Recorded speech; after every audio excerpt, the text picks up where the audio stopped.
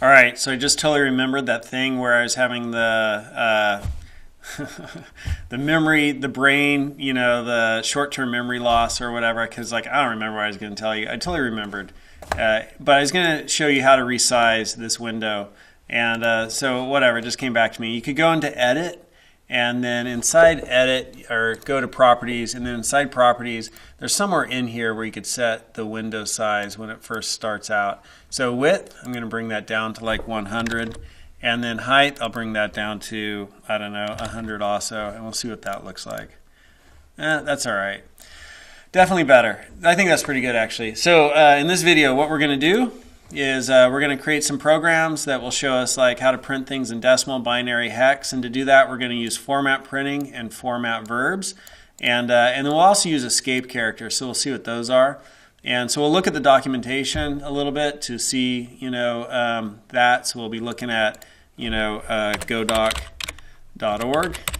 documentation, and then we're going to do a program that prints a series of numbers.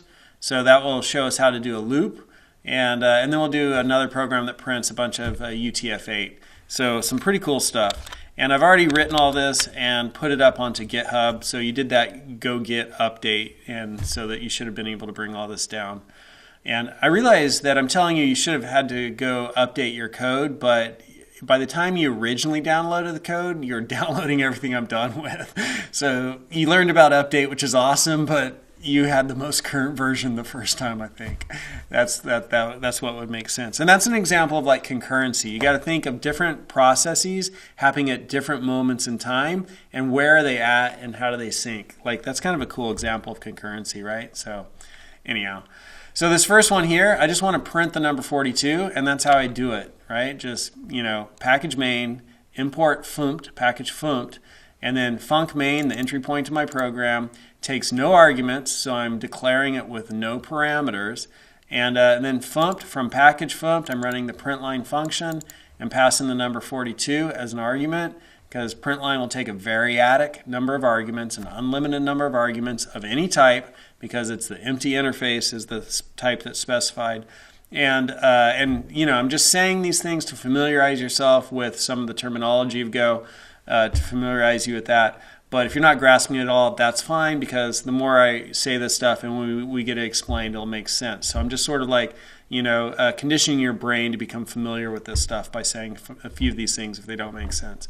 So when we run this, and just to run it, let's see what happens. I'm going to change documents into my Go code, and then source, and then GitHub, and then goes to 11, and GoLang training, and then 01.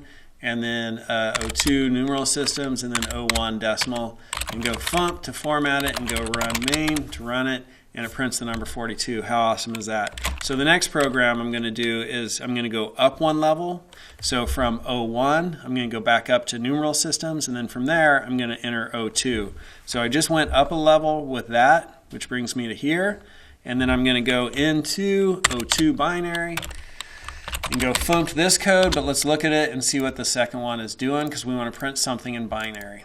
So to print something in binary, I've changed this from print line to print F. And print F stands for print with formatting.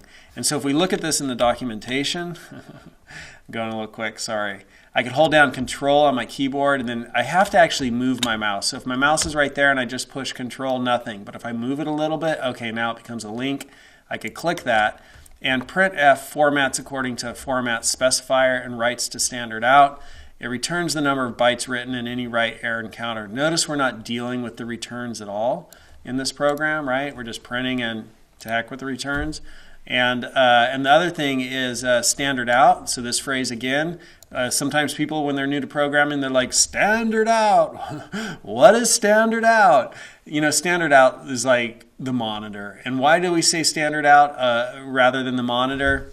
I don't know, right? It's like programming tradition or something like that. It just goes back to old school days, and people who are just like way too engineering geeky, and they call it standard out instead of monitor. Who knows?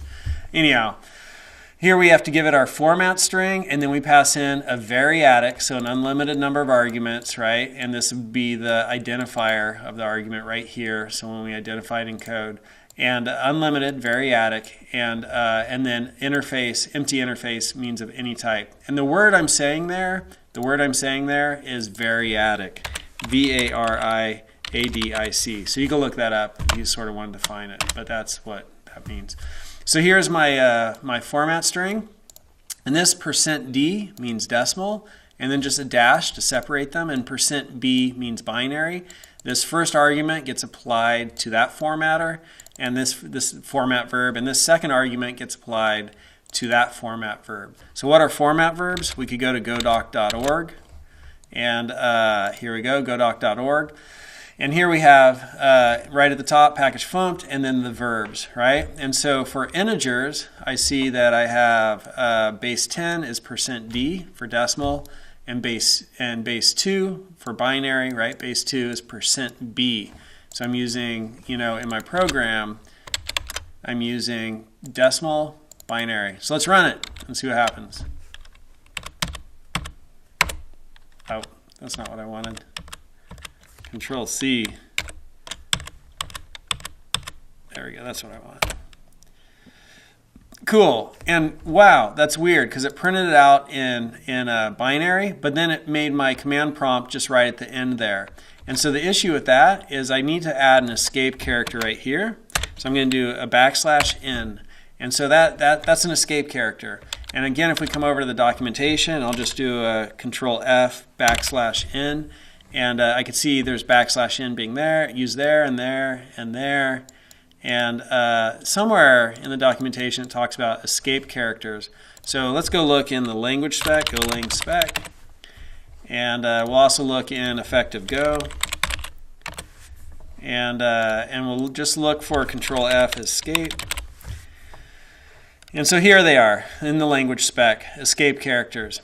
And these are the escape characters, and I just use \n, which is a line feed or a new line. So it's basically like, hey, hit return at the end, though here's also return, so new line is a better way to think about that.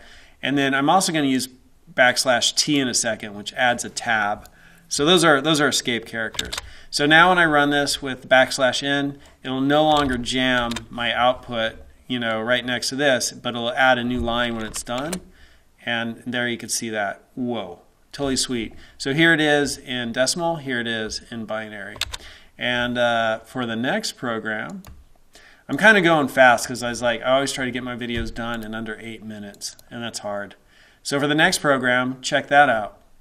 Right? I've got a couple of different iterations on this that I could run. So the first one is going to do in decimal, in binary, and then in hexadecimal. Right? So this gets applied to that format verb.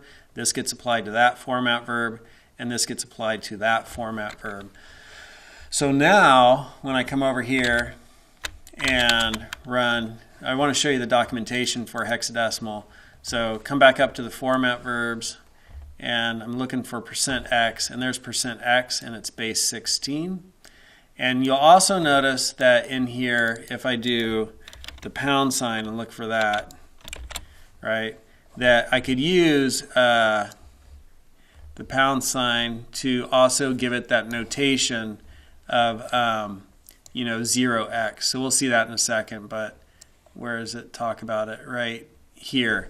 So the # add leading 0 for octal or 0x for a hex, right? So that will be another way we could do it.